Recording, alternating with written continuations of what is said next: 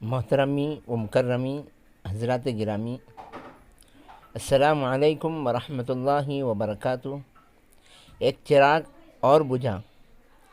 نہایت ہی افسوس کے ساتھ یہ اطلاع دی جاتی ہے کہ بتاریخ 8 محرم الحرام سن ہجری 1443 مطابق 18 اگست 2021 بروز بدھ ریاست تلنگانہ کی مشہور معروف شخصیت حضرت اقدس مولانا مفتی عبد المغنی صاحب طویل علالت کے بعد اس دار فانی سے دار بقا کی طرف کوچ کر گئے۔ انا للہ و انا الیہ راجعون۔ اللہم اغفر لہ وارحمہ وعافہ واعف عنہ۔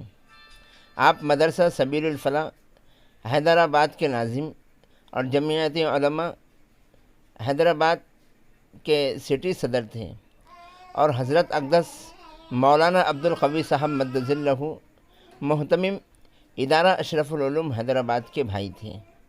حضرت مولانا کو اللہ تعالیٰ نے کئی صلاحیتوں سے نوازا تھا۔ حضرت مولانا رحمۃ اللہ علیہ ایک باوقار سنجیدہ عالم دین تھے۔ آپ ہر کسی سے محبت کرتے تھے، نہایت ہی مخلص، انتہائی بردبار، حلیم و ملنسار اور تواضع و خاکساری کا نمونہ تھے۔ محترم ناظرین، ان کے دنیا سے چلے جانے کے بعد ایک خلا پیدا ہو گیا ہے۔ انہوں نے اعمال حسنہ اور دینی خدمات کا کام خوب انجام دیا۔ اللہ تعالیٰ ان کو اس کا بہتر سے بہتر اجر عطا فرمائے۔ خصوصاً مدرسہ سبیل الفلاح اور عموماً امت مسلمہ کو حضرت مولانا کا نعم البدل عطا فرمائے۔ اللہ تعالیٰ غم کی اس گھڑی میں حضرت مولانا رحمۃ اللہ علیہ کے اہل و عیال اور تمام اہل خاندان اور خصوصاً حضرت اقدس مولانا عبد القوی صاحب دامت برکاتہم العالیہ کو ہمت اور صبر جمیل عطا فرمائے اور حضرت مولانا کو جنت الفردوس میں اعلیٰ سے اعلیٰ مقام نصیب فرمائے۔ اس موقع پر یہ حقیر اور دارالعلوم سنوری کا عملہ حضرت مولانا کے تمام اہل خاندان کی خدمت میں تعزیت مسنونہ پیش کرتے ہیں۔ یہاں دارالعلوم سنوری میں حضرت مولانا کے لیے ایصال ثواب کا اہتمام کیا گیا۔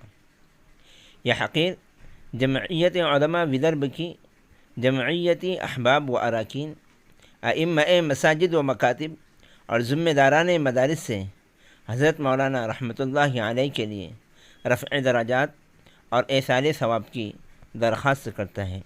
من جانب حضرت مولانا مفتی محمد روشن شاہ صاحب قاسمی، صدر دینی تعلیمی بورڈ مہاراشٹر، جنرل سیکریٹری جمعیت علماء ودرب۔ السلام علیکم ورحمۃ اللہ وبرکاتہ۔